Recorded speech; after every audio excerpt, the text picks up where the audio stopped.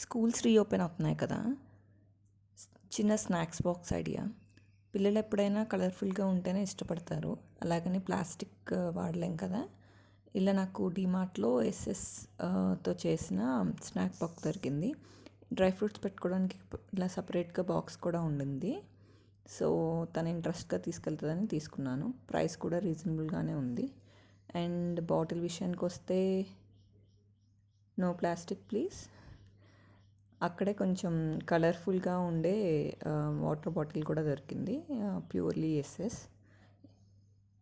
ఇంకా మా పాప వీటిని హ్యాపీగా తీసుకెళ్తుంది.